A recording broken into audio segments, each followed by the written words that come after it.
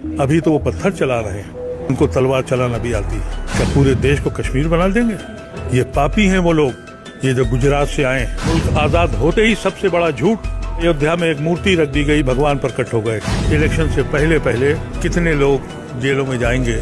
ये political parties आज भी संजीदा नहीं है। कोई हफ्ता बचता है जिस दिन मस्जिद न गिराई जाती हो, 24 के बाद तो अभी तो हफ्ते और महीने में गिराई जाती है। इसके बाद तो इबादतें भी बंद हो जाएंगी। आज रामनवमी मस्जिद के सामने तलवार चला के की जाती है, ये मजहब बन गया। हमको खड़े खड़े लिंच करते हैं। पॉलिटिकल पार्टी इसलिए नहीं बोलती कि मेरा हिंदू वोट चला जाएगा। नमस्कार, मैं डी एस गौतम और आप देख रहे हैं एचएनपी न्यूज। हमारे साथ हैं मोहम्मद अदीब साहब, जिनसे हम बात करेंगे कि जो आज प्रेस कॉन्फ्रेंस की है, नेशनल प्रेस कॉन्फ्रेंस है संविधान बचाने को लेके। क्या लगता है देश में जो हालात पैदा हो रहे हैं, सर किस लिए आज नेशनल प्रेस कॉन्फ्रेंस रखी है? देखिए, आज की ये मीटिंग जो थी, हमारा वजूद इस मुल्क में कॉन्स्टिट्यूशन की वजह से है। एक ऐसा यूनिक कॉन्स्टिट्यूशन है जो दुनिया में नहीं है, और इसी कॉन्स्टिट्यूशन और इसी सांझी विरासत की वजह से हमने जिन्ना को ठुकराया, हमने पाकिस्तान पे लानत भेजी, हमने अपने खून को बांटा। ये फैसला किया कि हम सांझी विरासत में रहेंगे, और ये सांझी विरासत दो कौमों की तहजीब का संगम है। कुछ हम अपनी किस्मत, अपनी तहजीब के हिस्से लाए थे, और हमने यहाँ के हिस्से बना के एक हिंदुस्तानी तहजीब बनाई। आज उसका कत्ल हो रहा है। आज इस मुल्क में इलेक्शन वो जीता है जो मुसलमान को के साथ जुल्म करता हो, मुसलमान को रिश्वा करता हो, उसकी इबादत गाहों को लूटता हो, उसको ख़त्म करता हो। वो मुल्क, वो पार्टी जीतती है और हुकूमत बनाती है। अपोजिशन की पार्टीज जो हमारे वोटों की वजह से उन्होंने अलायंस बनाया, लेकिन अभी भी आज भी इस कोशिश में है अलायंस के लोग कि हमारी पार्टी बड़ी हो जाए। उन्हें मुल्क की परवाह नहीं, क्योंकि मुसलमान एक वाहिद कौम है जो झंडे को वोट देती है और जो कभी टूटती नहीं है। अगर ऐसा होता है तो मैं मुसलमानों से ये अपील करूंगा, और अपनी इस ऑर्गेनाइजेशन के थ्रू, कि हर उस घर में जाओ जो मुसलमान है और जो ये चाहता है कि हम उसको वोट देंगे जो हमारे साथ नहीं है। मैं जानता हूं कि वोटों का बंटवारा यूं गड़बड़ है कि हर पार्टी ये चाहती है मेरा एमपी जीत जाए। अगर उनका एमपी जीत जाएगा तो वो अपनी इम्पीट बढ़ाने के लिए, लेकिन वोट चाहिए मुसलमान का। पिछले महीने से क्या हो रहा है? कोई हफ्ता बचता है जिस दिन मस्जिद न गिराई जाती हो, 24 के बाद तो अभी तो हफ्ते और महीने में गिराई जाती है। इसके बाद तो इबादतें भी बंद हो जाएंगी। अभी तो सिर्फ ये कह दिया गया है कि आप अपने मस्जिद के बाहर होंगे तो आपको जेल भेज देंगे, लेकिन आज रामनवमी मस्जिद के सामने तलवार चला के की जाती है, ये मजहब बन गया है। इस मजहब पे को एक नया मजहब बनाया गया है जो सनातन धर्म का मजहब नहीं है। ये एक नया मजहब है जिसके अवतार हमारे प्राइम मिनिस्टर हैं, वो खुद कह रहे हैं, उनकी पार्टी कह रही है, और यहाँ का सेकुलर हिंदू वो परेशान है, खामोश है। खामोश भी है, खामोश तो मुसलमान भी है। ऐसा बुज़दिल हो गया, ऐसा डर गया, कब तक मारोगे? फिर करेगा क्या? मैं ये खौफ आता है कि जब आप किसी चीज़ को बहुत दबाएंगे तो वो यहाँ तक कि अगर बिल्ली जो सबसे सीधा जानवर है उसको भी बंद कर दें कमरे में और मारें तो एक बार वो आपके पंजा जरूर मारेगी। कल देखा ना आपने, वही हुआ। तो फिर क्या हुआ? जी नहीं करेंगे, यही होगा। और अभी इलेक्शन से पहले पहले कितने लोग जेलों में जाएंगे, और ये पॉलिटिकल पार्टीज आज भी संजीदा नहीं है। मायूसी है। इस कहा जाता है कि आप मायूस ना हो, कैसे ना हो। फिर उन मुसलमानों का कौन ख्याल रखेगा जो गरीब हैं, जो दबे कुचले हैं, जिन्हें डेली रोजी रोटी कमाते हैं? वही तो इन दंगों में प्रभावित होते। उन्हीं को मारा जाता है, उन्हीं को मारा जाता है। एक बार गुजरात में एक एमपी को मारकर पूरी दुनिया में बदनाम हुए थे, एहसान जाफरी को। मेरे ऊपर नहीं करेंगे, नहीं हम आपको चाहते हैं प्रोटेक्शन दें। मैंने कहा कोई प्रोटेक्शन नहीं चाहिए मुझे। आप जाइए उन बस्तियों में, उन गरीबों के यहाँ जो दिन भर रोज मेहनत करते हैं और रात को खाते हैं, वो मारे जाएंगे। नहीं आप फिक्र मत कीजिए। 3 घंटे के बाद उन्हीं की दुकानें जला दी गई। तो कमिश्नर पुलिस ने मुझे फ़ोन करके कहा कि आप ठीक कह रहे थे, हमसे गलती हो गई। तो सवाल तो यही है। और वो लोग हैं जो ये समझते हैं कि हम लोग कुछ बोलेंगे, और अगर हम ही मायूस हो गए, अभी तो वो पत्थर चला रहे हैं, उनको तलवार चलाना भी आती है, फिर इस देश का क्या होगा? क्या पूरे देश को कश्मीर बना देंगे? ये पापी हैं वो लोग, ये जो गुजरात से आए हैं, उन्होंने इस मुल्क को वहां ले जाके खड़ा कर दिया है। मैं इस मुल्क को रोज किश्तों में मरता हुआ देख रहा हूं। ये मर रहा है ये मुल्क। कहते हैं कि गर्व से कहो, मैं गर्व से नहीं कहूंगा, मैं शर्मिंदा हूं अपने मुल्क से। ये मेरे ख्वाब का हिंदुस्तान नहीं है, ये मेरी जवानी का हिंदुस्तान नहीं है। मेरे पास ऑप्शन थे। जब पाकिस्तान बना, मैं गुलाम मुल्क में पैदा हुआ था, छोटा था, मेरे वालिदैन ने जिना को ठुकराया। जब बड़ा हुआ, दुनिया के बड़े बड़े मुल्कों में बहुत ज़माने तक रहा, मैंने उनके वीज़े नहीं लिए, अपने पासपोर्ट को लेकर हिंदुस्तान आया। क्या मुसलमानों को अपनी बस देशभक्ति साबित ही करनी पड़ेगी, उसके लिए यही जरिया रह गया है? जब इलेक्शन इस बात पे जीता जा रहा है, हमको खड़े खड़े लिंच करते हैं। पॉलिटिकल पार्टी इसलिए नहीं बोलती कि मेरा हिंदू वोट चला जाएगा, तो करें तो क्या करें, किससे फरियाद करें? यही तो मैंने कहा, तुम अपनों से कहते हो, अपनों से सुनते हो, कभी हमसे भी कहा होता, कभी हमसे भी सुना होता। हमारे सीने में कितना दर्द है। वो कौम जो अपने ख़ानदान को बांटे, अपने खून को बांटे और सांझी विरासत में आए, उसकी दूसरी नस्ल का ये हश्र कर दिया जाए और फिर कहा जाए कि गर्व से कहो। मैं नहीं कहूँगा। कब इसलिए हो रहा है कि हिंदुस्तान की अदालत सबसे बड़ी जिम्मेदार है। आप ये मत समझिए कि सिर्फ मोदी जिम्मेदार है। क्या सुप्रीम कोर्ट को, हाई कोर्ट को दिखाई नहीं पड़ता है? ये बराबर के मुजरिम हैं और इसी वजह से मोदी जो अपने काम कर रहा है। एक महज़्ज़ब सोसाइटी में ये मुमकिन नहीं है, जहां कानून है, जहां कॉन्स्टिट्यूशन है। इस मुल्क में जितनी तहरीकें चली हैं, सब झूठ पर। मुल्क आज़ाद होते ही सबसे बड़ा झूठ, अयोध्या में एक मूर्ति रख दी गई, भगवान प्रकट हो गए। ये झूठ, इस पे तहरीक चली। फिर दूसरा झूठ जयप्रकाश नारायण लेके आए कि साहब बिहार में अब्दुल गफूर चीफ मिनिस्टर बहुत बेईमान है और पूरी तारीख बताती है कि बिहार में सिर्फ दो ईमानदार चीफ मिनिस्टर आए, कापुरी ठाकुर और अब्दुल गफूर। ऊपर से ये कहा जाता था, और मुझे याद है जनसंघ, मैं उसमें हिस्सेदार हूं, गुनहगार हूं उसका, उस मूवमेंट का।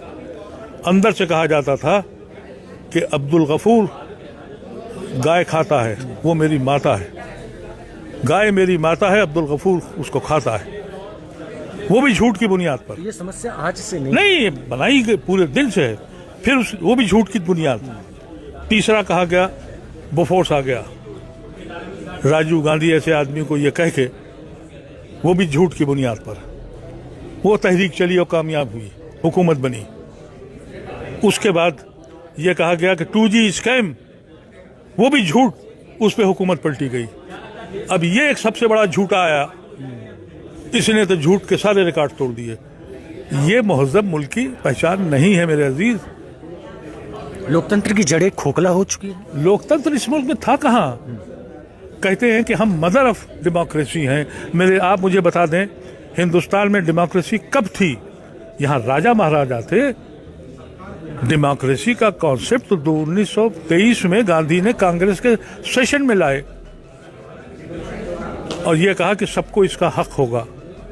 आरएसएस ने नहीं माना और कहा 2 नेशन थ्योरी चलेगी, जिसको जिना ने अगले साल 25 में सेकंड कर दिया। तो डेमोक्रेसी को तो उन्होंने कभी माना ही नहीं है और कहते हैं कि ये मदर ऑफ डेमोक्रेसी है। डॉक्टर बाबा साहब ने भी कहा था कि ये लोकतंत्र इंडिया के अंदर ज्यादा दिन तक टिकेगा नहीं।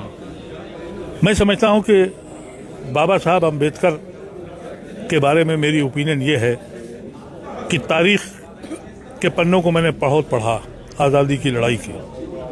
मुझे कहीं एक लाइन भी बाबा साहब अम्बेडकर की हिंदुस्तान की आज़ादी के लिए नहीं मिलती।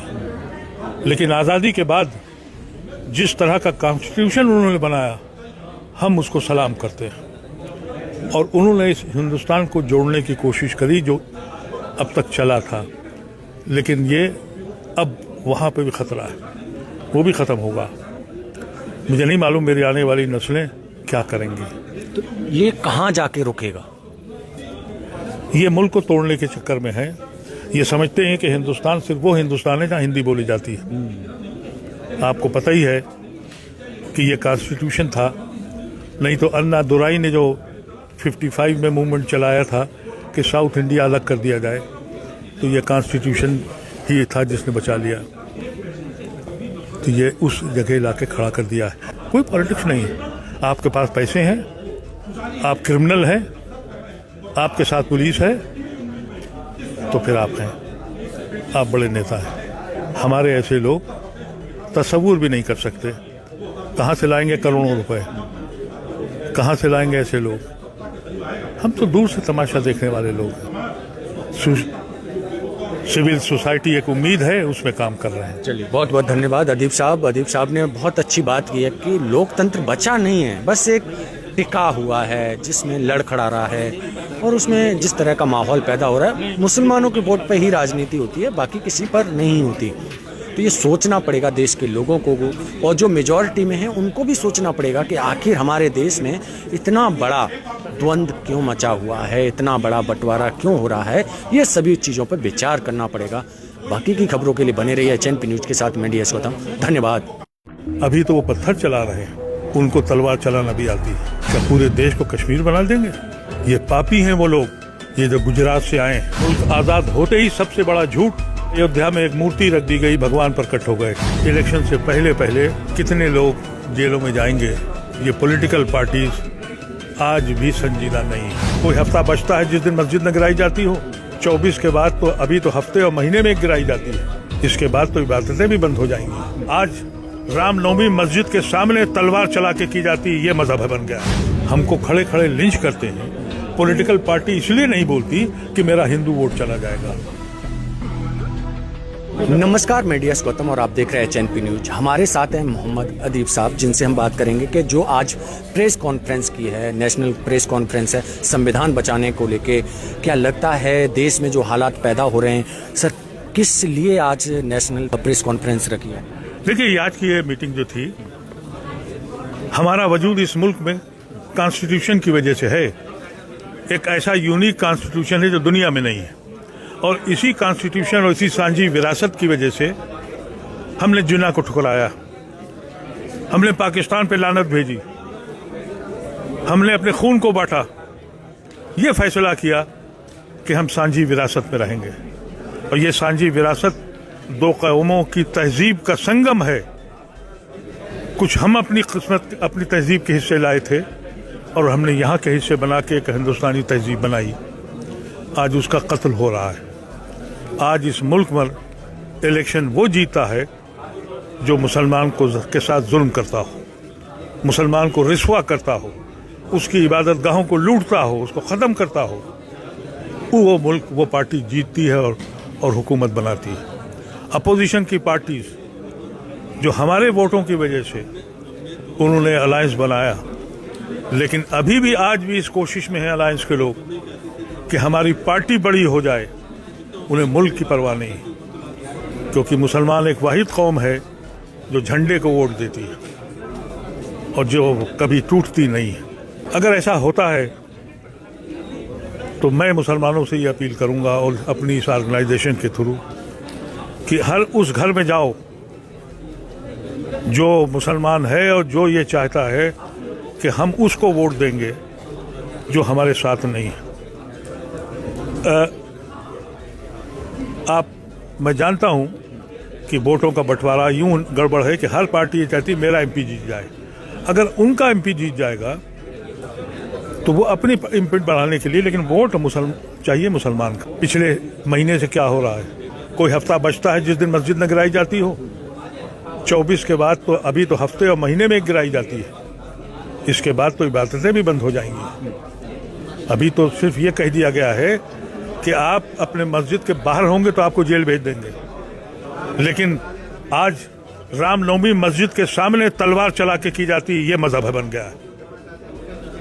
इस मजहब पे को एक नया मजहब बनाया गया है जो सनातन धर्म का मजहब नहीं है। ये एक नया मजहब है जिसके अवतार हमारे प्राइम मिनिस्टर हैं, वो खुद कह रहे हैं, उनकी पार्टी कह रही है। और यहाँ का सेकुलर हिंदू वो परेशान है, खामोश भी है, खामोश तो मुसलमान भी है। ऐसा बुज़दिल हो गया, ऐसा डर गया, कब तक मारोगे? फिर करेगा क्या? मैं ये खौफ आता है कि जब आप किसी चीज़ को बहुत दबाएंगे तो वो यहाँ तक कि अगर बिल्ली जो सबसे सीधा जानवर है उसको भी बंद कर दें कमरे में और मारें तो एक बार वो आपके पंजा जरूर मारेगी। कल देखा ना आपने, वही हुआ। तो फिर क्या हुआ? जी नहीं करेंगे, यही होगा। और अभी इलेक्शन से पहले पहले कितने लोग जेलों में जाएंगे। और ये पॉलिटिकल पार्टीज आज भी संजीदा नहीं है, मायूसी है। इस कहा जाता है कि आप मायूस ना हो, कैसे ना हो। फिर उन मुसलमानों का कौन ख्याल रखेगा जो गरीब हैं, जो दबे कुचले हैं, जिन्हें डेली रोजी रोटी कमाते हैं? वही तो इन दंगों में प्रभावित होते। उन्हीं को मारा जाता है, उन्हीं को मारा जाता है। एक बार गुजरात में एक एमपी को मारकर पूरी दुनिया में बदनाम हुए थे, एहसान जाफरी को। मेरे ऊपर नहीं करेंगे, नहीं हम आपको चाहते हैं प्रोटेक्शन दें। मैंने कहा कोई प्रोटेक्शन नहीं चाहिए मुझे। आप जाइए उन बस्तियों में, उन गरीबों के यहाँ जो दिन भर रोज मेहनत करते हैं और रात को खाते हैं, वो मारे जाएंगे। नहीं आप फिक्र मत कीजिए। 3 घंटे के बाद उन्हीं की दुकानें जला दी गई। तो कमिश्नर पुलिस ने मुझे फ़ोन करके कहा कि आप ठीक कह रहे थे, हमसे गलती हो गई। तो सवाल तो यही है।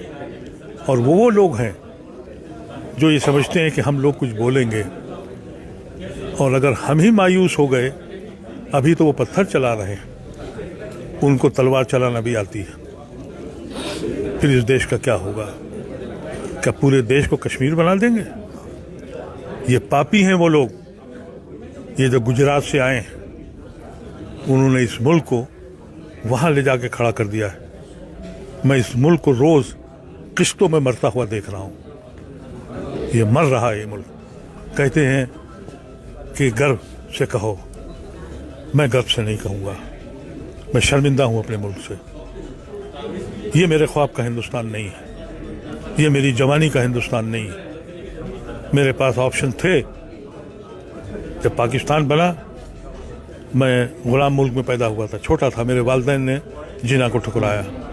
जब बड़ा हुआ, दुनिया के बड़े बड़े मुल्कों में बहुत ज़माने तक रहा, मैंने उनके वीज़े नहीं लिए, अपने पासपोर्ट को लेकर हिंदुस्तान आया। क्या मुसलमानों को अपनी बस देशभक्ति साबित ही करनी पड़ेगी? उसके लिए यही जरिया रह गया है। जब इलेक्शन इस बात पर जीता जा रहा है, हमको खड़े खड़े लिंच करते हैं। पॉलिटिकल पार्टी इसलिए नहीं बोलती कि मेरा हिंदू वोट चला जाएगा।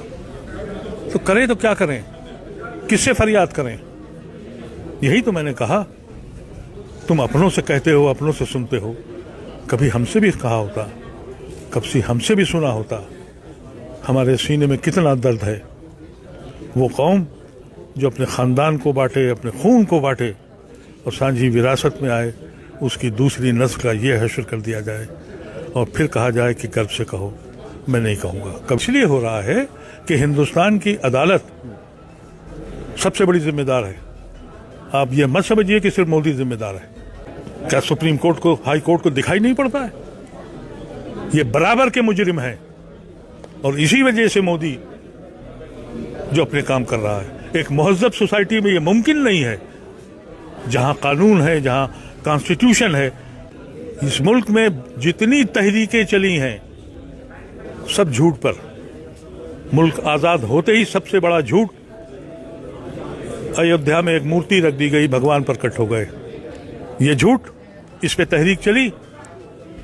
फिर दूसरा झूठ जयप्रकाश नारायण लेके आए कि साहब बिहार में अब्दुल गफूर चीफ मिनिस्टर बहुत बेईमान है और पूरी तारीख बताती है कि बिहार में सिर्फ 2 ईमानदार चीफ मिनिस्टर आए, कापुरी ठाकुर और अब्दुल गफूर। ऊपर से ये कहा जाता था, और मुझे याद है जनसंघ, मैं उसमें हिस्सेदार हूं, गुनहगार हूं उसका, उस मूवमेंट का। अंदर से कहा जाता था कि अब्दुल गफूर गाय खाता है, वो मेरी माता है। गाय मेरी माता है, अब्दुल गफूर उसको खाता है। वो भी झूठ की बुनियाद पर। ये समस्या आज से नहीं नहीं, ये बनाई गई पूरे दिल से है, फिर वो भी झूठ की बुनियाद। तीसरा कहा गया बोफोर्स आ गया, राजीव गांधी ऐसे आदमी को ये कह के, वो भी झूठ की बुनियाद पर वो तहरीक चली और कामयाब हुई, हुकूमत बनी। उसके बाद ये कहा गया कि 2G स्कैम, वो भी झूठ, उस पर हुकूमत पलटी गई। अब ये एक सबसे बड़ा झूठा आया, इसने तो झूठ के सारे रिकॉर्ड तोड़ दिए। ये महज़ब मुल्क की पहचान नहीं है मेरे अजीज। लोकतंत्र की जड़ें खोखला हो चुकी है। लोकतंत्र इस मुल्क में था कहाँ? कहते हैं कि हम मदर ऑफ डेमोक्रेसी हैं। आप मुझे बता दें, हिंदुस्तान में डेमोक्रेसी कब थी? यहाँ राजा महाराजा थे। डेमोक्रेसी का कॉन्सेप्ट तो 1923 में गांधी ने कांग्रेस के सेशन में लाए और ये कहा कि सबको इसका हक होगा। आरएसएस ने नहीं माना और कहा 2 नेशन थ्योरी चलेगी, जिसको जिन्ना ने अगले साल 25 में सेकंड कर दिया।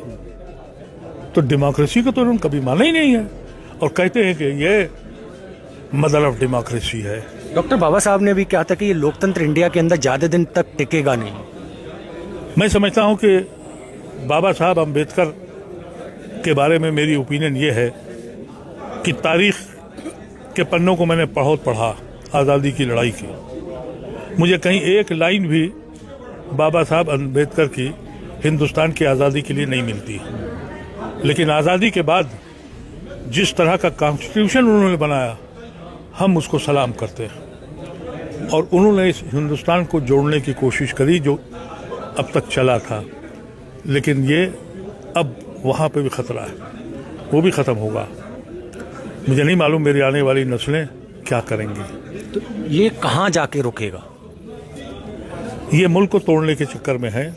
ये समझते हैं कि हिंदुस्तान सिर्फ वो हिंदुस्तान है जहाँ हिंदी बोली जाती है। आपको पता ही है कि ये कॉन्स्टिट्यूशन था, नहीं तो अन्ना दुराई ने जो 55 में मूवमेंट चलाया था कि साउथ इंडिया अलग कर दिया जाए, तो ये कॉन्स्टिट्यूशन ही था जिसने बचा लिया।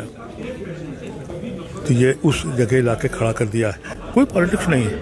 आपके पास पैसे हैं, आप क्रिमिनल हैं, आपके साथ पुलिस है, तो फिर आप हैं, आप बड़े नेता हैं। हमारे ऐसे लोग तसव्वुर भी नहीं कर सकते कहाँ से लाएंगे करोड़ों रुपए, कहाँ से लाएंगे ऐसे लोग। हम तो दूर से तमाशा देखने वाले लोग हैं। सिविल सोसाइटी एक उम्मीद है, उसमें काम कर रहे हैं। चलिए, बहुत बहुत धन्यवाद अदीब साहब। अदीब साहब ने बहुत अच्छी बात की है कि लोकतंत्र बचा नहीं है, बस एक टिका हुआ है जिसमें लड़खड़ा रहा है और उसमें जिस तरह का माहौल पैदा हो रहा है, मुसलमानों के वोट पर ही राजनीति होती है, बाकी किसी पर नहीं होती। तो ये सोचना पड़ेगा देश के लोगों को, और जो मेजॉरिटी में है उनको भी सोचना पड़ेगा कि आखिर हमारे देश में इतना बड़ा द्वंद्व क्यों मचा हुआ है, इतना बड़ा बंटवारा क्यों हो रहा है। ये सभी चीज़ों पर विचार करना पड़ेगा। बाकी की खबरों के लिए बने रहिए HNP न्यूज़ के साथ। मैं DS गौतम, धन्यवाद। अभी तो वो पत्थर चला रहे हैं, उनको तलवार चलाना भी आती है। क्या पूरे देश को कश्मीर बना देंगे? ये पापी हैं वो लोग, ये जो गुजरात से आए। आज़ाद होते ही सबसे बड़ा झूठ, अयोध्या में एक मूर्ति रख दी गई, भगवान प्रकट हो गए। इलेक्शन से पहले पहले कितने लोग जेलों में जाएंगे। ये पॉलिटिकल पार्टीज आज भी संजीदा नहीं है। कोई हफ्ता बचता है जिस दिन मस्जिद न गिराई जाती हो, 24 के बाद तो अभी तो हफ्ते और महीने में गिराई जाती है। इसके बाद तो इबादतें भी बंद हो जाएंगी। आज रामनवमी मस्जिद के सामने तलवार चला के की जाती है, ये मजहब बन गया। हमको खड़े खड़े लिंच करते हैं। पॉलिटिकल पार्टी इसलिए नहीं बोलती कि मेरा हिंदू वोट चला जाएगा। नमस्कार, मैं DS गौतम और आप देख रहे हैं HNP न्यूज। हमारे साथ हैं मोहम्मद अदीब साहब, जिनसे हम बात करेंगे कि जो आज प्रेस कॉन्फ्रेंस की है, नेशनल प्रेस कॉन्फ्रेंस है संविधान बचाने को लेके। क्या लगता है देश में जो हालात पैदा हो रहे हैं, सर किस लिए आज नेशनल प्रेस कॉन्फ्रेंस रखी है? देखिए, आज की ये मीटिंग जो थी, हमारा वजूद इस मुल्क में कॉन्स्टिट्यूशन की वजह से है। एक ऐसा यूनिक कॉन्स्टिट्यूशन है जो दुनिया में नहीं है, और इसी कॉन्स्टिट्यूशन और इसी सांझी विरासत की वजह से हमने जिन्ना को ठुकराया, हमने पाकिस्तान पे लानत भेजी, हमने अपने खून को बांटा। ये फैसला किया कि हम सांझी विरासत में रहेंगे, और ये सांझी विरासत दो कौमों की तहजीब का संगम है। कुछ हम अपनी किस्मत, अपनी तहजीब के हिस्से लाए थे, और हमने यहाँ के हिस्से बना के एक हिंदुस्तानी तहजीब बनाई, आज उसका कत्ल हो रहा है। आज इस मुल्क में इलेक्शन वो जीता है जो मुसलमान को के साथ जुल्म करता हो, मुसलमान को रिस्वा करता हो, उसकी इबादत गाहों को लूटता हो, उसको ख़त्म करता हो। वो मुल्क, वो पार्टी जीतती है और हुकूमत बनाती है। अपोजिशन की पार्टीज जो हमारे वोटों की वजह से उन्होंने अलायंस बनाया, लेकिन अभी भी आज भी इस कोशिश में है अलायंस के लोग कि हमारी पार्टी बड़ी हो जाए। उन्हें मुल्क की परवाह नहीं, क्योंकि मुसलमान एक वाहिद कौम है जो झंडे को वोट देती है और जो कभी टूटती नहीं है। अगर ऐसा होता है तो मैं मुसलमानों से ये अपील करूंगा और अपनी इस ऑर्गेनाइजेशन के थ्रू कि हर उस घर में जाओ जो मुसलमान है और जो ये चाहता है कि हम उसको वोट देंगे जो हमारे साथ नहीं है। मैं जानता हूं कि वोटों का बंटवारा यूं गड़बड़ है कि हर पार्टी ये चाहती है मेरा एमपी जीत जाए। अगर उनका एमपी जीत जाएगा तो वो अपनी एमपी बढ़ाने के लिए, लेकिन वोट चाहिए मुसलमान का। पिछले महीने से क्या हो रहा है, कोई हफ्ता बचता है जिस दिन मस्जिद न गिराई जाती हो, 24 के बाद तो अभी तो हफ्ते और महीने में गिराई जाती है। इसके बाद तो इबादतें भी बंद हो जाएंगी। अभी तो सिर्फ ये कह दिया गया है कि आप अपने मस्जिद के बाहर होंगे तो आपको जेल भेज देंगे, लेकिन आज रामनवमी मस्जिद के सामने तलवार चला के की जाती है। ये मजहब बन गया है। इस मजहब पे को एक नया मजहब बनाया गया है जो सनातन धर्म का मजहब नहीं है। ये एक नया मजहब है जिसके अवतार हमारे प्राइम मिनिस्टर हैं, वो खुद कह रहे हैं, उनकी पार्टी कह रही है। और यहाँ का सेकुलर हिंदू वो परेशान है, खामोश भी है। खामोश तो मुसलमान भी है। ऐसा बुज़दिल हो गया, ऐसा डर गया, कब तक मारोगे? फिर करेगा क्या?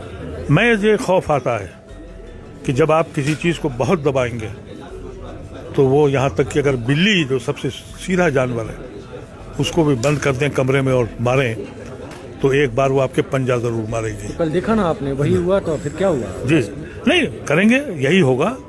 और अभी इलेक्शन से पहले पहले कितने लोग जेलों में जाएंगे। और ये पॉलिटिकल पार्टीज आज भी संजीदा नहीं है, मायूसी है। इस कहा जाता है कि आप मायूस ना हो, कैसे ना हो। फिर उन मुसलमानों का कौन ख्याल रखेगा जो गरीब हैं, जो दबे कुचले हैं, जिन्हें डेली रोजी रोटी कमाते हैं? वही तो इन दंगों में प्रभावित हो। उन्हीं को मारा जाता है, उन्हीं को मारा जाता है। एक बार गुजरात में एक एमपी को मारकर पूरी दुनिया में बदनाम हुए थे, एहसान जाफरी को। मेरे ऊपर नहीं करेंगे, नहीं हम आपको चाहते हैं प्रोटेक्शन दें। मैंने कहा कोई प्रोटेक्शन नहीं चाहिए मुझे। आप जाइए उन बस्तियों में, उन गरीबों के यहाँ जो दिन भर रोज मेहनत करते हैं और रात को खाते हैं, वो मारे जाएंगे। नहीं आप फिक्र मत कीजिए। 3 घंटे के बाद उन्हीं की दुकानें जला दी गई। तो कमिश्नर पुलिस ने मुझे फ़ोन करके कहा कि आप ठीक कह रहे थे, हमसे गलती हो गई। तो सवाल तो यही है।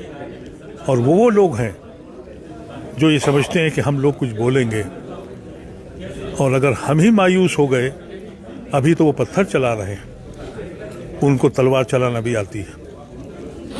फिर इस देश का क्या होगा? क्या पूरे देश को कश्मीर बना देंगे? ये पापी हैं वो लोग, ये जो गुजरात से आए हैं, उन्होंने इस मुल्क को वहां ले जाके खड़ा कर दिया है। मैं इस मुल्क को रोज किश्तों में मरता हुआ देख रहा हूं। ये मर रहा है ये मुल्क। कहते हैं कि गर्व से कहो, मैं गर्व से नहीं कहूंगा। मैं शर्मिंदा हूं अपने मुल्क से। ये मेरे ख्वाब का हिंदुस्तान नहीं है, ये मेरी जवानी का हिंदुस्तान नहीं है। मेरे पास ऑप्शन थे। जब पाकिस्तान बना, मैं गुलाम मुल्क में पैदा हुआ था, छोटा था, मेरे वालिदैन ने जिना को ठुकराया। जब बड़ा हुआ, दुनिया के बड़े बड़े मुल्कों में बहुत ज़माने तक रहा, मैंने उनके वीज़े नहीं लिए, अपने पासपोर्ट को लेकर हिंदुस्तान आया। क्या मुसलमानों को अपनी बस देशभक्ति साबित ही करनी पड़ेगी? उसके लिए यही जरिया रह गया है। जब इलेक्शन इस बात पे जीता जा रहा है, हमको खड़े खड़े लिंच करते हैं। पॉलिटिकल पार्टी इसलिए नहीं बोलती कि मेरा हिंदू वोट चला जाएगा। तो करें तो क्या करें, किससे फरियाद करें? यही तो मैंने कहा तुम अपनों से कहते हो, अपनों से सुनते हो, कभी हमसे भी कहा होता, कभी हमसे भी सुना होता हमारे सीने में कितना दर्द है। वो कौम जो अपने ख़ानदान को बांटे, अपने खून को बांटे और सांझी विरासत में आए, उसकी दूसरी नस्ल का ये हश्र कर दिया जाए और फिर कहा जाए कि गर्व से कहो। मैं नहीं कहूँगा। कब इसलिए हो रहा है कि हिंदुस्तान की अदालत सबसे बड़ी जिम्मेदार है। आप ये मत समझिए कि सिर्फ मोदी जिम्मेदार है। क्या सुप्रीम कोर्ट को, हाई कोर्ट को दिखाई नहीं पड़ता है? ये बराबर के मुजरिम हैं और इसी वजह से मोदी जो अपने काम कर रहा है। एक महज़्ज़ब सोसाइटी में ये मुमकिन नहीं है, जहां कानून है, जहां कॉन्स्टिट्यूशन है। इस मुल्क में जितनी तहरीकें चली हैं सब झूठ पर। मुल्क आज़ाद होते ही सबसे बड़ा झूठ, अयोध्या में एक मूर्ति रख दी गई, भगवान प्रकट हो गए। ये झूठ, इस पे तहरीक चली। फिर दूसरा झूठ जयप्रकाश नारायण लेके आए कि साहब बिहार में अब्दुल गफूर चीफ मिनिस्टर बहुत बेईमान है और पूरी तारीख बताती है कि बिहार में सिर्फ दो ईमानदार चीफ मिनिस्टर आए, कापुरी ठाकुर और अब्दुल गफूर। ऊपर से ये कहा जाता था, और मुझे याद है जनसंघ, मैं उसमें हिस्सेदार हूँ, गुनहगार हूँ उसका, उस मूवमेंट का। अंदर से कहा जाता था कि अब्दुल गफूर गाय खाता है, वो मेरी माता है। गाय मेरी माता है, अब्दुल गफूर उसको खाता है। वो भी झूठ की बुनियाद पर। ये समस्या आज से नहीं बनाई गई, पूरे दिन से है। फिर वो भी झूठ की बुनियाद। तीसरा कहा गया बोफोर्स आ गया, राजीव गांधी ऐसे आदमी को ये कह के, वो भी झूठ की बुनियाद पर। वो तहरीक चली और कामयाब हुई, हुकूमत बनी। उसके बाद ये कहा गया कि 2G स्कैम, वो भी झूठ, उस पर हुकूमत पलटी गई। अब ये एक सबसे बड़ा झूठा आया, इसने तो झूठ के सारे रिकॉर्ड तोड़ दिए। ये महज़्ज़ब मुल्क की पहचान नहीं है मेरे अजीज। लोकतंत्र की जड़ें खोखला हो चुकी है। लोकतंत्र इस मुल्क में था कहाँ? कहते हैं कि हम मदर ऑफ डेमोक्रेसी हैं। आप मुझे बता दें, हिंदुस्तान में डेमोक्रेसी कब थी? यहाँ राजा महाराजा थे। डेमोक्रेसी का कॉन्सेप्ट तो 1923 में गांधी ने कांग्रेस के सेशन में लाए और यह कहा कि सबको इसका हक होगा। आरएसएस ने नहीं माना और कहा 2 नेशन थ्योरी चलेगी, जिसको जिन्ना ने अगले साल 25 में सेकंड कर दिया। तो डेमोक्रेसी को तो उन्होंने कभी माना ही नहीं है और कहते हैं कि ये मदर ऑफ डेमोक्रेसी है। डॉक्टर बाबा साहब ने भी कहा था कि ये लोकतंत्र इंडिया के अंदर ज्यादा दिन तक टिकेगा नहीं। मैं समझता हूं कि बाबा साहब अम्बेडकर के बारे में मेरी ओपिनियन ये है कि तारीख के पन्नों को मैंने बहुत पढ़ा, आज़ादी की लड़ाई की। मुझे कहीं एक लाइन भी बाबा साहब अम्बेडकर की हिंदुस्तान की आज़ादी के लिए नहीं मिलती। लेकिन आज़ादी के बाद जिस तरह का कॉन्स्टिट्यूशन उन्होंने बनाया, हम उसको सलाम करते हैं। और उन्होंने इस हिंदुस्तान को जोड़ने की कोशिश करी जो अब तक चला था। लेकिन ये अब वहाँ पे भी ख़तरा है, वो भी ख़त्म होगा। मुझे नहीं मालूम मेरी आने वाली नस्लें क्या करेंगी। तो ये कहाँ जाके रुकेगा? ये मुल्क को तोड़ने के चक्कर में है। ये समझते हैं कि हिंदुस्तान सिर्फ वो हिंदुस्तान है जहाँ हिंदी बोली जाती है। आपको पता ही है कि ये कॉन्स्टिट्यूशन था, नहीं तो अन्ना दुराई ने जो 55 में मूवमेंट चलाया था कि साउथ इंडिया अलग कर दिया जाए, तो ये कॉन्स्टिट्यूशन ही था जिसने बचा लिया। तो ये उस जगह लाके खड़ा कर दिया है। कोई पॉलिटिक्स नहीं है। आपके पास पैसे हैं, आप क्रिमिनल हैं, आपके साथ पुलिस है, तो फिर आप हैं, आप बड़े नेता हैं। हमारे ऐसे लोग तसव्वुर भी नहीं कर सकते। कहाँ से लाएंगे करोड़ों रुपए? कहाँ से लाएंगे ऐसे लोग? हम तो दूर से तमाशा देखने वाले लोग हैं। सिविल सोसाइटी एक उम्मीद है, उसमें काम कर रहे हैं। चलिए, बहुत बहुत धन्यवाद अदीब साहब। अदीब साहब ने बहुत अच्छी बात की है कि लोकतंत्र बचा नहीं है, बस एक टिका हुआ है जिसमें लड़खड़ा रहा है और उसमें जिस तरह का माहौल पैदा हो रहा है, मुसलमानों के वोट पर ही राजनीति होती है, बाकी किसी पर नहीं होती। तो ये सोचना पड़ेगा देश के लोगों को, और जो मेजॉरिटी में है उनको भी सोचना पड़ेगा कि आखिर हमारे देश में इतना बड़ा द्वंद्व क्यों मचा हुआ है, इतना बड़ा बंटवारा क्यों हो रहा है। ये सभी चीज़ों पर विचार करना पड़ेगा। बाकी की खबरों के लिए बने रहिए एचएनपी न्यूज के साथ। मैं DS गौतम, धन्यवाद। अभी तो वो पत्थर चला रहे हैं, उनको तलवार चलाना भी आती है। क्या पूरे देश को कश्मीर बना देंगे? ये पापी हैं वो लोग, ये जो गुजरात से आए। मुल्क आजाद होते ही सबसे बड़ा झूठ, अयोध्या में एक मूर्ति रख दी गई, भगवान प्रकट हो गए। इलेक्शन से पहले पहले कितने लोग जेलों में जाएंगे। ये पॉलिटिकल पार्टीज आज भी संजीदा नहीं है। कोई हफ्ता बचता है जिस दिन मस्जिद न गिराई जाती हो, 24 के बाद तो अभी तो हफ्ते और महीने में गिराई जाती है। इसके बाद तो इबादतें भी बंद हो जाएंगी। आज रामनवमी मस्जिद के सामने तलवार चला के की जाती है, ये मजहब बन गया। हमको खड़े खड़े लिंच करते हैं। पॉलिटिकल पार्टी इसलिए नहीं बोलती कि मेरा हिंदू वोट चला जाएगा। नमस्कार, मैं DS गौतम और आप देख रहे हैं एचएनपी न्यूज। हमारे साथ हैं मोहम्मद अदीब साहब, जिनसे हम बात करेंगे कि जो आज प्रेस कॉन्फ्रेंस की है, नेशनल प्रेस कॉन्फ्रेंस है संविधान बचाने को लेके। क्या लगता है देश में जो हालात पैदा हो रहे हैं, सर किस लिए आज नेशनल प्रेस कॉन्फ्रेंस रखी है? देखिए, आज की ये मीटिंग जो थी, हमारा वजूद इस मुल्क में कॉन्स्टिट्यूशन की वजह से है। एक ऐसा यूनिक कॉन्स्टिट्यूशन है जो दुनिया में नहीं है, और इसी कॉन्स्टिट्यूशन और इसी सांझी विरासत की वजह से हमने जिन्ना को ठुकराया, हमने पाकिस्तान पे लानत भेजी, हमने अपने खून को बांटा। ये फैसला किया कि हम सांझी विरासत में रहेंगे, और ये सांझी विरासत दो कौमों की तहजीब का संगम है। कुछ हम अपनी किस्मत, अपनी तहजीब के हिस्से लाए थे, और हमने यहाँ के हिस्से बना के एक हिंदुस्तानी तहजीब बनाई।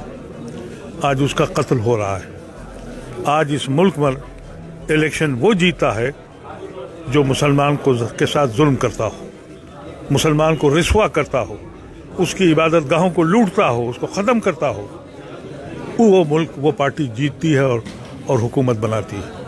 अपोजिशन की पार्टीज जो हमारे वोटों की वजह से उन्होंने अलायंस बनाया, लेकिन अभी भी आज भी इस कोशिश में है अलायंस के लोग कि हमारी पार्टी बड़ी हो जाए। उन्हें मुल्क की परवाह नहीं, क्योंकि मुसलमान एक वाहिद कौम है जो झंडे को वोट देती है और जो कभी टूटती नहीं है।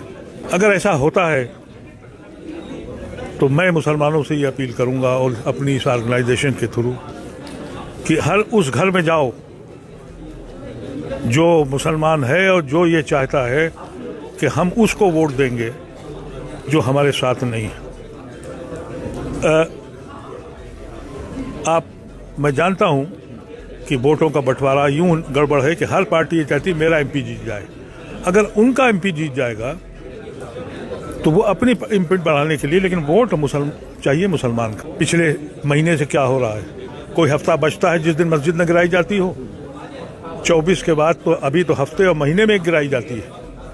इसके बाद तो इबादतें भी बंद हो जाएंगी।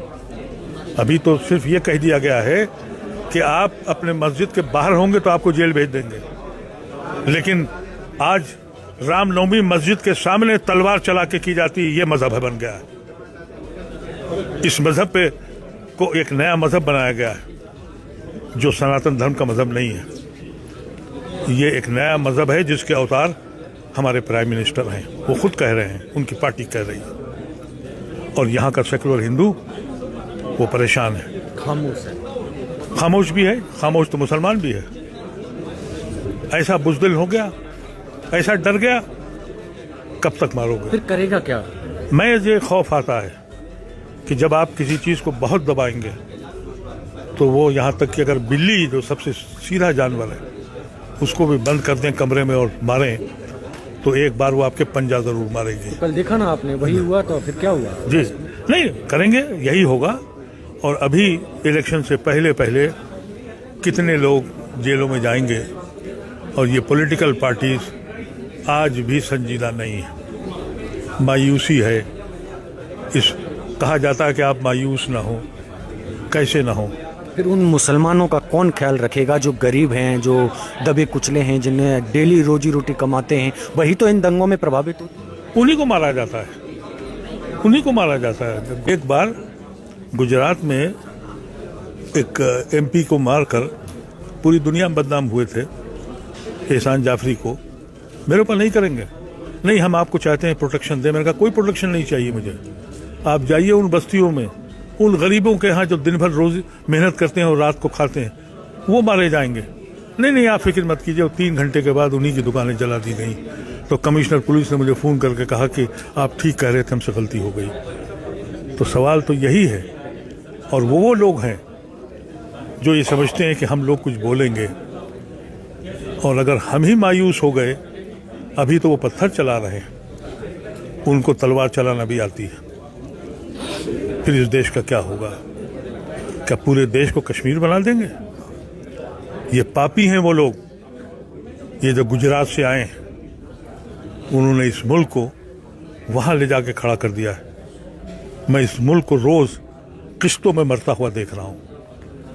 ये मर रहा है ये मुल्क। कहते हैं कि गर्व से कहो, मैं गर्व से नहीं कहूंगा। मैं शर्मिंदा हूं अपने मुल्क से। ये मेरे ख्वाब का हिंदुस्तान नहीं है, ये मेरी जवानी का हिंदुस्तान नहीं है। मेरे पास ऑप्शन थे। जब पाकिस्तान बना, मैं गुलाम मुल्क में पैदा हुआ था, छोटा था, मेरे वालिदैन ने जिना को ठुकराया। जब बड़ा हुआ, दुनिया के बड़े बड़े मुल्कों में बहुत ज़माने तक रहा। मैंने उनके वीज़े नहीं लिए, अपने पासपोर्ट को लेकर हिंदुस्तान आया। क्या मुसलमानों को अपनी बस देशभक्ति साबित ही करनी पड़ेगी, उसके लिए यही जरिया रह गया है? जब इलेक्शन इस बात पर जीता जा रहा है, हमको खड़े खड़े लिंच करते हैं। पॉलिटिकल पार्टी इसलिए नहीं बोलती कि मेरा हिंदू वोट चला जाएगा। तो करें तो क्या करें, किससे फरियाद करें? यही तो मैंने कहा, तुम अपनों से कहते हो, अपनों से सुनते हो। कभी हमसे भी कहा होता, कभी हमसे भी सुना होता। हमारे सीने में कितना दर्द है। वो कौम जो अपने ख़ानदान को बांटे, अपने खून को बांटे और सांझी विरासत में आए, उसकी दूसरी नस्ल का ये हश्र कर दिया जाए और फिर कहा जाए कि गर्व से कहो। मैं नहीं कहूँगा। कब इसलिए हो रहा है कि हिंदुस्तान की अदालत सबसे बड़ी जिम्मेदार है। आप ये मत समझिए कि सिर्फ मोदी जिम्मेदार है। क्या सुप्रीम कोर्ट को, हाई कोर्ट को दिखाई नहीं पड़ता है? ये बराबर के मुजरिम हैं और इसी वजह से मोदी जो अपने काम कर रहा है। एक महज़ब सोसाइटी में ये मुमकिन नहीं है, जहां कानून है, जहां कॉन्स्टिट्यूशन है। इस मुल्क में जितनी तहरीकें चली हैं, सब झूठ पर। मुल्क आज़ाद होते ही सबसे बड़ा झूठ, अयोध्या में एक मूर्ति रख दी गई, भगवान प्रकट हो गए। ये झूठ, इस पे तहरीक चली। फिर दूसरा झूठ जयप्रकाश नारायण लेके आए कि साहब बिहार में अब्दुल गफूर चीफ मिनिस्टर बहुत बेईमान है और पूरी तारीख बताती है कि बिहार में सिर्फ 2 ईमानदार चीफ मिनिस्टर आए, कापुरी ठाकुर और अब्दुल गफूर। ऊपर से ये कहा जाता था, और मुझे याद है जनसंघ, मैं उसमें हिस्सेदार हूं, गुनहगार हूं उसका, उस मूवमेंट का। अंदर से कहा जाता था कि अब्दुल गफूर गाय खाता है, वो मेरी माता है। गाय मेरी माता है, अब्दुल गफूर उसको खाता है। वो भी झूठ की बुनियाद पर। ये समस्या आज से नहीं बनाई गई, पूरे दिन से है। फिर वो भी झूठ की बुनियाद। तीसरा कहा गया, बोफोर्स आ गया, राजीव गांधी ऐसे आदमी को ये कह के, वो भी झूठ की बुनियाद पर। वो तहरीक चली और कामयाब हुई, हुकूमत बनी। उसके बाद ये कहा गया कि 2G स्कैम, वो भी झूठ, उस पर हुकूमत पलटी गई। अब ये एक सबसे बड़ा झूठा आया, इसने तो झूठ के सारे रिकॉर्ड तोड़ दिए। ये महज़ब मुल्क की पहचान नहीं है मेरे अजीज। लोकतंत्र की जड़ें खोखला हो चुकी है। लोकतंत्र इस मुल्क में था कहाँ? कहते हैं कि हम मदर ऑफ डेमोक्रेसी हैं। आप मुझे बता दें, हिंदुस्तान में डेमोक्रेसी कब थी? यहाँ राजा महाराजा थे। डेमोक्रेसी का कॉन्सेप्ट तो 1923 में गांधी ने कांग्रेस के सेशन में लाए और यह कहा कि सबको इसका हक होगा। आरएसएस ने नहीं माना और कहा 2 नेशन थ्योरी चलेगी, जिसको जिना ने अगले साल 25 में सेकंड कर दिया। तो डेमोक्रेसी को तो उन्होंने कभी माना ही नहीं है और कहते हैं कि ये मदर ऑफ डेमोक्रेसी है। डॉक्टर बाबा साहब ने भी कहा था कि ये लोकतंत्र इंडिया के अंदर ज़्यादा दिन तक टिकेगा नहीं। मैं समझता हूं कि बाबा साहब अम्बेडकर के बारे में मेरी ओपिनियन ये है कि तारीख के पन्नों को मैंने बहुत पढ़ा, आज़ादी की लड़ाई की। मुझे कहीं एक लाइन भी बाबा साहब अम्बेडकर की हिंदुस्तान की आज़ादी के लिए नहीं मिलती। लेकिन आज़ादी के बाद जिस तरह का कॉन्स्टिट्यूशन उन्होंने बनाया, हम उसको सलाम करते हैं। और उन्होंने इस हिंदुस्तान को जोड़ने की कोशिश करी जो अब तक चला था, लेकिन ये अब वहाँ पे भी खतरा है, वो भी ख़त्म होगा। मुझे नहीं मालूम मेरी आने वाली नस्लें क्या करेंगी। तो ये कहाँ जाके रुकेगा? ये मुल्क को तोड़ने के चक्कर में है। ये समझते हैं कि हिंदुस्तान सिर्फ वो हिंदुस्तान है जहाँ हिंदी बोली जाती है। आपको पता ही है कि ये कॉन्स्टिट्यूशन था, नहीं तो अन्ना दुराई ने जो 55 में मूवमेंट चलाया था कि साउथ इंडिया अलग कर दिया जाए, तो ये कॉन्स्टिट्यूशन ही था जिसने बचा लिया। तो ये उस जगह ला के खड़ा कर दिया है। कोई पॉलिटिक्स नहीं है। आपके पास पैसे हैं, आप क्रिमिनल हैं, आपके साथ पुलिस है, तो फिर आप हैं, आप बड़े नेता हैं। हमारे ऐसे लोग तसव्वुर भी नहीं कर सकते। कहाँ से लाएंगे करोड़ों रुपए, कहाँ से लाएंगे ऐसे लोग? हम तो दूर से तमाशा देखने वाले लोग हैं। सिविल सोसाइटी एक उम्मीद है, उसमें काम कर रहे हैं। चलिए, बहुत बहुत धन्यवाद अदीब साहब। अदीब साहब ने बहुत अच्छी बात की है कि लोकतंत्र बचा नहीं है, बस एक टिका हुआ है जिसमें लड़खड़ा रहा है, और उसमें जिस तरह का माहौल पैदा हो रहा है, मुसलमानों के वोट पे ही राजनीति होती है, बाकी किसी पर नहीं होती। तो ये सोचना पड़ेगा देश के लोगों को, और जो मेजॉरिटी में है उनको भी सोचना पड़ेगा कि आखिर हमारे देश में इतना बड़ा द्वंद्व क्यों मचा हुआ है, इतना बड़ा बंटवारा क्यों हो रहा है। ये सभी चीज़ों पर विचार करना पड़ेगा। बाकी की खबरों के लिए बने रहिए HNP न्यूज़ के साथ। मैं DS गौतम, धन्यवाद।